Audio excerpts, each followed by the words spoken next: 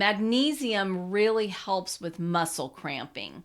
So if you're having nocturnal leg cramps or, cramping at night, just know that you're not alone. It affects about 37% of Americans over 60. Melatonin, on the other hand, is a hormone produced by the brain that regulates the sleep-wake cycle. So magnesium might offer some long-term benefits for sleep quality, but melatonin has a more immediate impact on falling asleep.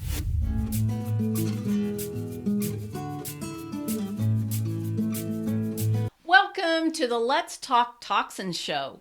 You may have heard that you should supplement with magnesium or melatonin or both for many reasons, not limited to improving sleep.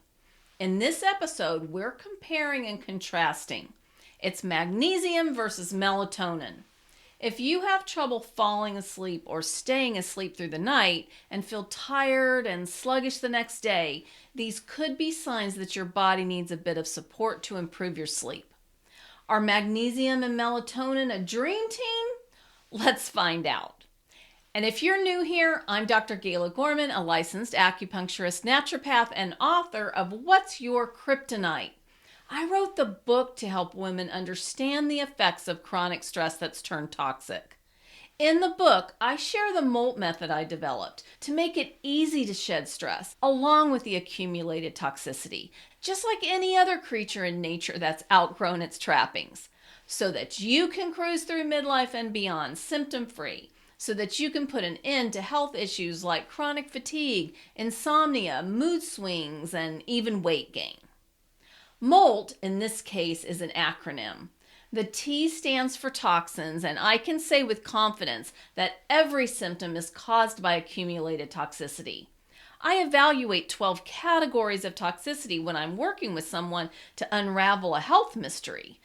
Our world is full of man-made substances that our bodies were not designed to deal with. Couple this toxicity with an overwhelming amount of toxic stressors the body was designed to manage, and it's no wonder women find themselves playing whack-a-mole with symptoms. In this segment, I share information from research studies related to toxicity. You can think of it as a toxin trend. In this report, it's a great example of a toxin trend. It's related to a fascinating study published in Environmental Science and Tech in late 2023. It's talking about how indoor plants might not be the air purifying superheroes we thought they were when it comes to chemical toxicity in our homes. You know I'm always talking about reducing our toxic load, and many of us, myself included, have really tried to bring live plants into our homes, thinking that they're helping to clean our air of harmful, volatile organic compounds known as VOCs. But the research team at Drexel University found that while plants can remove some VOCs from the air, they do it much more slowly than we previously believed. So to make a meaningful difference in air quality, you'd need an unrealistic number of plants. And honestly, I can barely keep the few alive that I already am struggling with. And we're talking about a small jungle of plants in every room to really make a difference. But don't give up on your plant babies just yet, because they do still offer some amazing benefits for our emotional well-being, and that is crucial for managing chronic stress and supporting our body's natural detox pathways. So it could really just be helpful to think of indoor plants as just something that's adding beauty to your environment. And then rather than counting on those indoor plants to get the heavy lifting done to remove chemical compounds from the air, you need to get a really high quality air purifier. If you're curious about what I would recommend for that, just drop a comment below and I'll get back to you with some of my suggestions. But if you want some suggestions just for how to improve your indoor air quality, open the windows for 15 or 20 minutes every day if you can. This can be really effective to reduce the indoor chemical toxins. And really, it's something that I recommend to everybody as part of their morning routine. If you are fortunate enough to live somewhere where it's easy to open up your windows and circulate the fresh air, it's going to really go a long way to not just improving the air quality, but to improve your overall well-being and just reduce stress. Plants do help to reduce stress and anxiety levels, as I was talking about before. It really just helps to add beauty to your environment, and this supports our body's natural detoxification process. So they're still valuable allies if you're really looking for help on your wellness journey.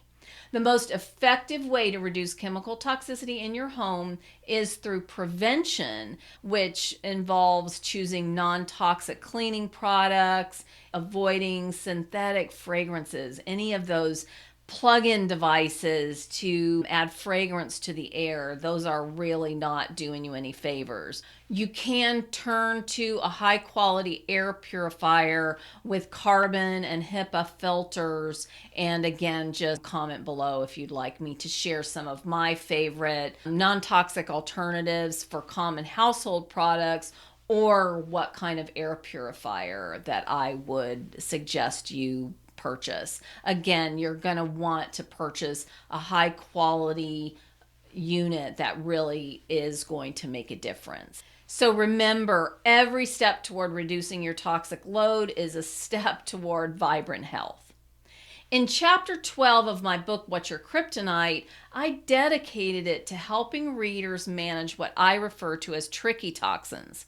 Our bodies are bombarded with toxicity, so we have to learn to manage it. Just comment tricky toxins and we'll send you a link where you can download the chapter for free. If commenting isn't convenient, go to drgala.com/links and sign up for my Wellness Weekly newsletter. You can respond to any email you receive from me with tricky toxins and we'll send you a link. Every suggestion you'll hear from me has been tested in the trenches, and that includes saying no to symptom suppression.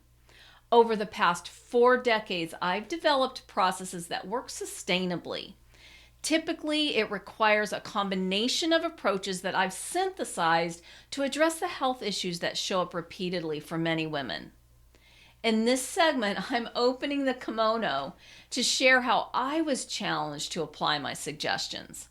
I'm walking my talk, and here's an example. So recently, in the last couple of weeks, stress was causing me to wake up early. And sometimes I was waking up too early, meaning 2 to 3 o'clock in the morning. And this was a clear sign that my internal organs and systems, my organs of detoxification, liver in particular, were just under too much stress. And so you may have heard me remind you before that when you're waking up between 1 and 3, this is a sign that your liver is under stress and your body is not able to do the detoxification that it's really trying to do in those overnight hours. And when that's the case, sometimes we can't really control what's causing us stress, but we do need to look for places where we're adding stress where we do have control over it. So one of the ways that I know brings more stress into my world and my body when I'm not adhering to my early time restricted eating approach, meaning that I'm eating later, 6, 7 o'clock in the evening. I would never be found eating at 9 or 10 o'clock at night, but even just when it starts creeping beyond 3 p.m., that can create a problem if I'm also under a lot of additional stress. So I really learned that ETR, or early time restricted eating, is one of the things that I can do to reduce the stress and free up some resources for my body to help it handle stress better. So beyond the early time restricted eating, another thing that's really critical to keep in mind is that our body really is only needing to sleep between 11 p.m. and 5 a.m. So if you're finding that you're waking up a little later and it's 5 a.m. or later, just go ahead and get up and support your body in resetting its circadian rhythms, and that will accumulate benefits over time. Even if you feel a little tired in the first few days, you'll find that resetting those circadian rhythms will really help you reestablish healthy biorhythms and patterns that will just overall improve your well-being. Now, let's talk about magnesium versus melatonin. And when I'm done, drop a comment and let me know if you've struggled with sleep issues and what's helped you improve your sleep quality. So, magnesium is an essential mineral that helps regulate neurotransmitters and promotes relaxation. Melatonin, on the other hand, is a hormone produced by the brain that regulates the sleep-wake cycle. So magnesium might offer some long-term benefits for sleep quality, but melatonin has a more immediate impact on falling asleep. We're going to talk more about this as we progress here, so don't think you've got what you need and you can tune out. The next thing to really keep in mind is that magnesium really helps with muscle cramping. So if you're having nocturnal leg cramps or, cramping at night, just know that you're not alone. It affects about 37% of Americans over 60. Leg cramps can significantly disrupt sleep quality, and if your sleep is disrupted, so is your quality of life. So some of the causes might include dehydration, an electrolyte imbalance, which supplementing with minerals can help, or some sort of peripheral neurological disorder. Here's an interesting research study that discusses magnesium, melatonin, and B vitamins, and they were in particular studying insomnia. So this was published in the NCBI, and they were looking at the effects of combining magnesium, melatonin, and vitamin B complex to treat insomnia. The research found that after 3 months of supplementation, the treatment group showed a significant improvement in insomnia symptoms. The mean Athens Insomnia Scale, the AIS score, decreased from 14.93 to 10.5 in the treatment group, indicating a shift from moderate to mild insomnia. The combination supplement was effective in treating insomnia regardless of its cause. Both magnesium and melatonin were found to play important roles in sleep regulation and circadian rhythm maintenance. I talked to you a lot about managing your circadian rhythms. So it's really important to kind of consider these potentially in tandem. The research is from PubMed, and the original study was titled Melatonin Vitamin B Complex Supplementation in Treatment of Insomnia. It was published in 2019, so about 5 years ago, not really too long. But just know that they were specifically looking at using magnesium, melatonin, and B vitamins together. Magnesium promotes relaxation and sleep quality by regulating neurotransmitter. That's something I mentioned a moment ago. And melatonin production shows improvement in sleep efficiency, essentially, and increasing sleep duration for some. Melatonin directly regulates the sleep-wake cycle, and it helps people fall asleep faster and adjust to circadian rhythm disruptions. Think like jet lag or shift work. B vitamins, this is the new little twist that they added in here. B vitamins, particularly B6 and 12, may support sleep by helping with the production of the sleep regulating hormones and also helping with nerve issues. So we talked about some of the neurological implications with the muscle cramps. And so the B vitamins can really help with that. So this combination of supplementing with magnesium, melatonin, and B vitamins showed really promising results to improve insomnia symptoms in at least this one study. So, if you're really struggling with insomnia, the most important thing is to determine whether your main issue is falling asleep or staying asleep. So, you should be falling asleep typically in 15 or 20 minutes of when you're going to bed. Now, this assumes that you're not stimulating your brain with devices and that your sleep environment is conducive to relaxation and falling asleep naturally. But that is a topic for another video. But if you find that you're having trouble falling asleep and you've done all the things you're supposed to do, then your melatonin production is not happening like it should.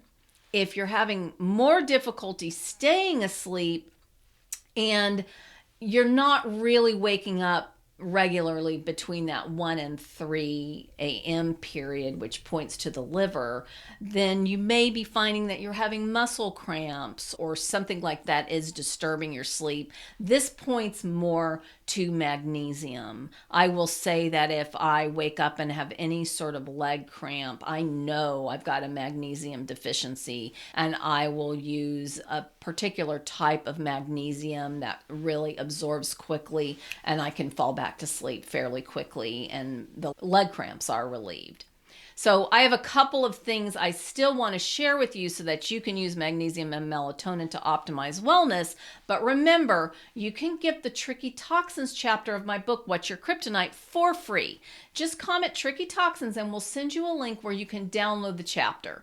If commenting isn't convenient, go to drgala.com/links and sign up for my Wellness Weekly newsletter. You can respond to any email you receive from me with Tricky Toxins and we'll send you a link.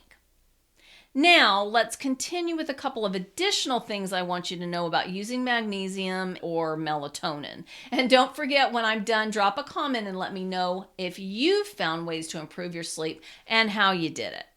So, one of the things we really still need to think about here is whether we need to supplement with minerals or whether we've got a hormonal imbalance. So, remember what I told you is if you're having trouble falling asleep, it could point to a hormonal imbalance. If you're having a problem staying asleep, it could point to a mineral deficiency.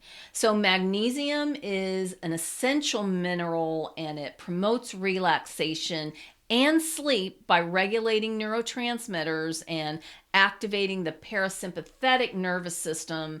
This actually supports melatonin production and really helps to regulate hormones. So really activating your parasympathetic nervous system is something that we want to be doing regularly. And we do that through different types of relaxation exercises. This may offer long-term benefits to enhance sleep quality and help with conditions like insomnia or restless leg. Melatonin is a hormone, and again, it's produced by the brain. So if you are struggling and believe that you need to supplement with melatonin, you really want to make sure that you know what you're doing, because if you've got some sort of deficiency going on, I'd rather have you really get to the bottom of why your brain is not producing melatonin the way it should. Just know that melatonin directly regulates the sleep-wake cycle. So it's supposed to rise in the evening and signal to our bodies that it's time for sleep. And it can be taken as a supplement to fall asleep faster and improve sleep quality. But really, I'd rather have you only use it to really help adjust your internal clock if you're dealing with something like jet lag or shift work. You really don't want to be turning to melatonin and jacking with your hormones long term. You need to get to the bottom of why your body is not producing these hormones the way it's supposed to naturally. So both melatonin and magnesium can be used as sleep aids, but they work differently. Magnesium has a broader impact on relaxation and overall body functions, and melatonin acts more directly on the sleep-wake cycle. Magnesium supports melatonin production, highlighting the interconnectedness of minerals and hormones in sleep regulation. To make this point, there was a research study that looked at magnesium and melatonin for PCOS, polycystic ovary syndrome. And this was a randomized double-blind placebo-controlled trial that examined the effects of magnesium and melatonin supplementation for women with PCOS. The study involved 84 PCOS patients aged 18 to 40 over an 8-week period. And when they supplemented with magnesium and melatonin, they showed the most significant benefits. Those included reduced serum insulin levels and insulin resistance, which really promotes metabolic health, decreased total cholesterol and increased the HDL cholesterol. So the good cholesterol was increased and the bad cholesterol was decreased. Lowered testosterone levels. So as long as these levels are still maintained in a healthy range, women with PCOS tend to have elevated testosterone levels, which creates all sorts of other issues. So this melatonin magnesium combination helped to regulate the testosterone levels. Melatonin supplementation alone improved sleep quality, and that was measured in a Pittsburgh Sleep Quality Index. But the combination of magnesium and melatonin was more effective in improving the metabolic profiles than either of the supplement alone. And so it's really, I think, interesting. Most of us would also benefit from improving our metabolic health and dealing with insulin resistance to any degree. And so these studies highlight the potential benefits for both magnesium and melatonin for sleep improvement and these other health issues. And there is some evidence suggesting that a combination of the two could offer enhanced benefits in conditions like insulin resistance. So there are some cautions that I want you to keep in mind. I never recommend long-term supplement use. Any supplement should be used in the short term only to help your body sort of jumpstart and remember what it's designed to do naturally. So we never want to use supplements long-term and repeatedly. If you do need to use melatonin and magnesium, and you want to use them in combination, including potentially with B vitamins, then I would suggest that you use them for 2 to 3 weeks and then take a break and see if your body then is able to pick things up and do what it's supposed to do on its own. Hormone supplements actually tell the body to stop making it. So if you take melatonin for an extended period of time, you're really not helping your body to heal whatever is kind of out of balance, essentially. You also want to be careful if you're supplementing with magnesium, because minerals need to stay in balance, and there are minerals that basically are cofactors with magnesium, like calcium and copper and that sort of thing. So if you're just supplementing with magnesium, it can create a mineral imbalance. So just know that it's really important to supplement supplement wisely and judiciously. B vitamins are a little more forgiving because they are water soluble vitamins, and so your body will tend to excrete what it doesn't need more easily. But minerals and hormones need to be supplemented with really carefully. The answers I give to questions I receive quite often apply to and would be helpful for most women. I've accumulated a few related questions and I'll answer them in this segment that I call Ask Away. If you'd like to ask a question, I created a form so that it's sure to get answered. And your question could be shared in a future episode helping many other women. So comment question and we'll get you a link to the form.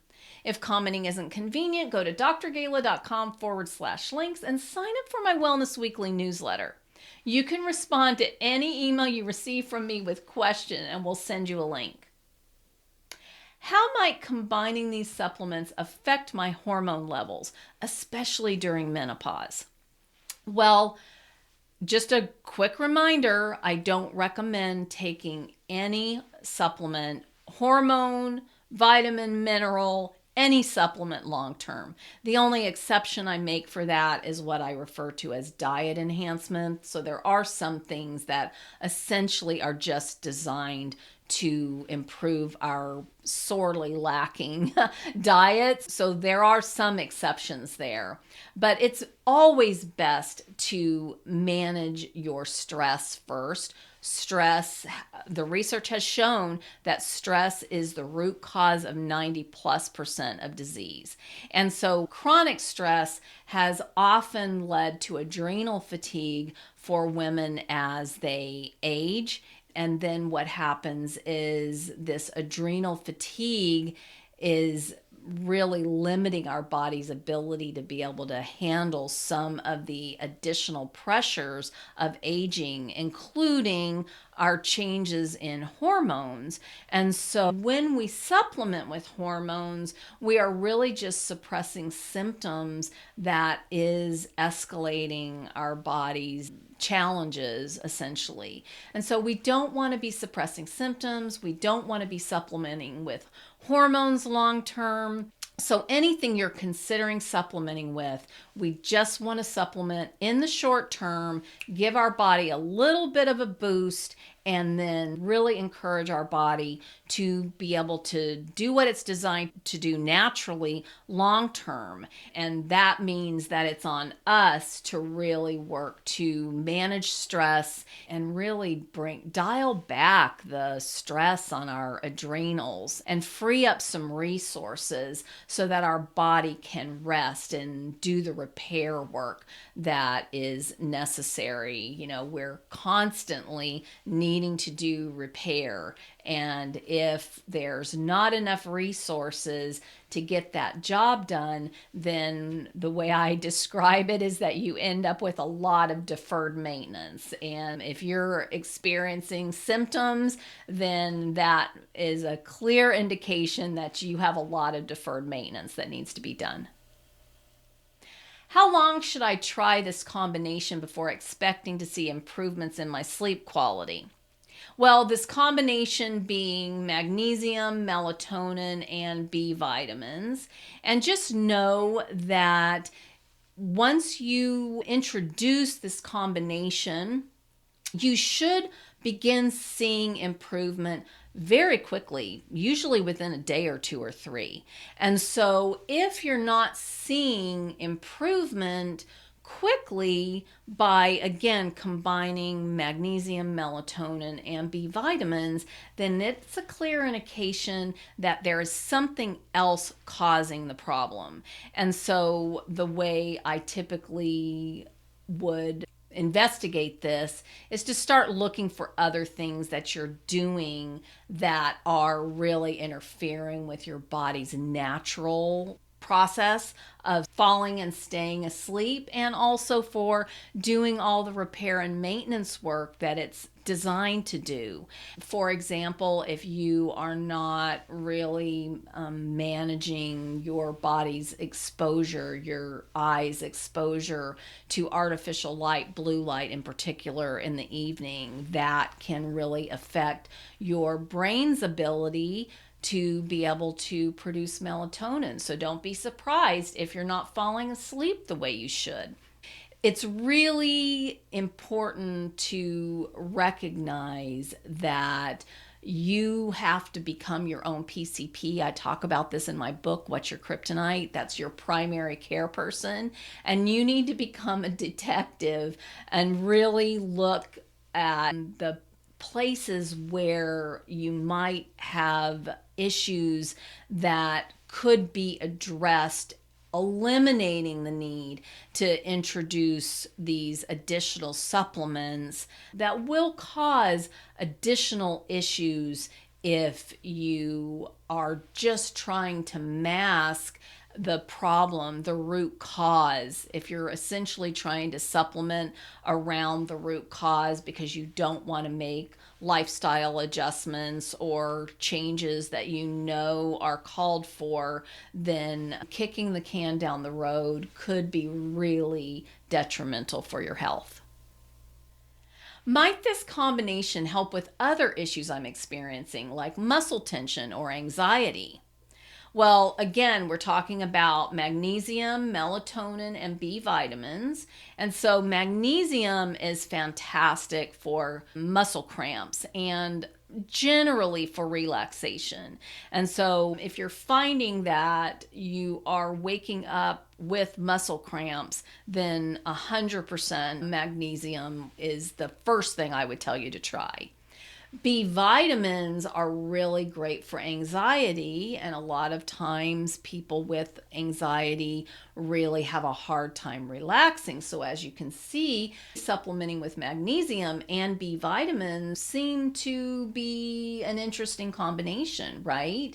And so other symptoms, though, that you're dealing with in combination with these symptoms would potentially point you to what really is the root cause of the problem and identifying the real deficiency. For example, if you're finding that you're supplementing with magnesium and that you're still having muscle cramps, then either something is interfering with your body's ability to assimilate the magnesium, your mineral balance is out of whack, something else is going on. And so that's one of the reasons why I really just caution against supplementing long term, because what you really want to do is get your vitamins and minerals through a nutrient-dense diet. Your body was designed to assimilate all the nutrients it needs in that way. And then if you're still really finding that you're having a problem keeping things balanced, then there's something else going on that's really creating additional challenges for your body. Could this combination help regulate my circadian rhythm if I occasionally work night shifts? So again, magnesium, melatonin, B vitamins, and another reminder, I know I sound like a broken record, but I don't want you to turn to anything like this long term. But if you occasionally work shift work, then using this combination for the short term to help your body reestablish its circadian rhythms could be really helpful. It could help your body sort of speed up the adjustment period.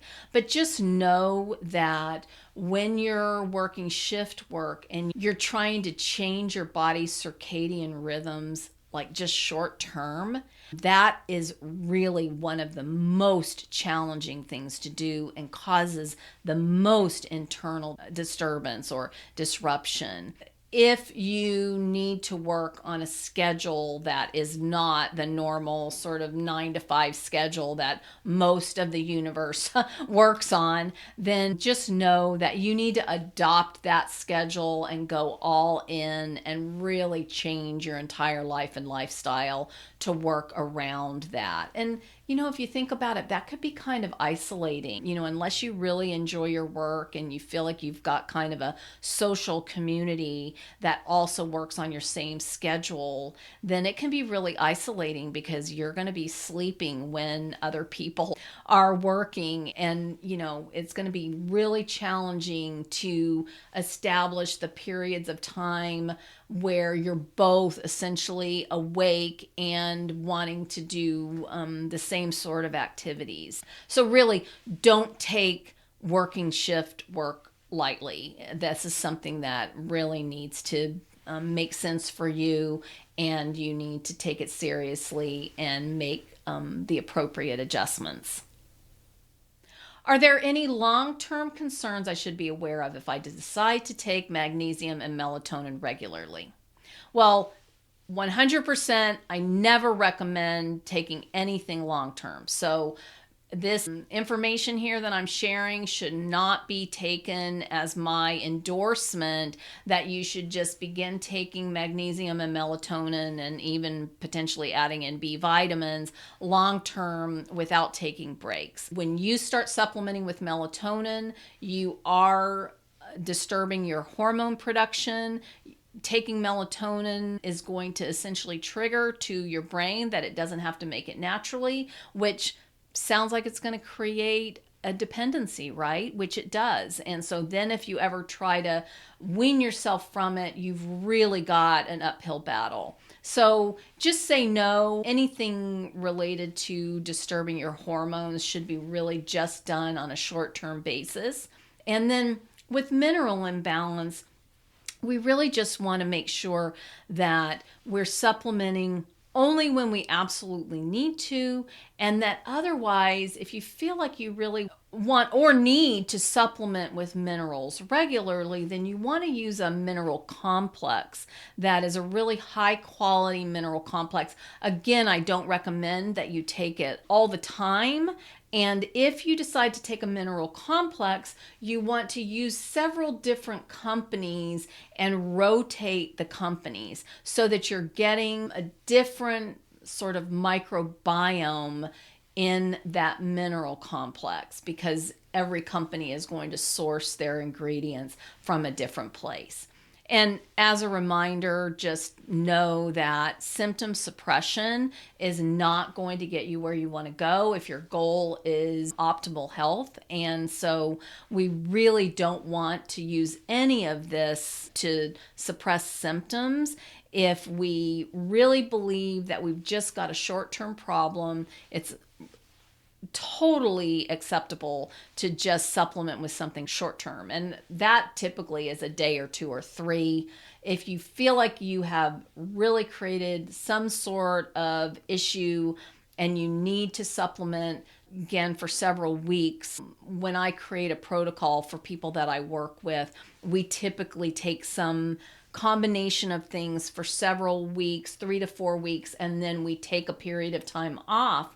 And then when we reassess, we establish a new protocol to essentially address the next layer of things that the body is ready to deal with. So that's how I use this process in my own practice.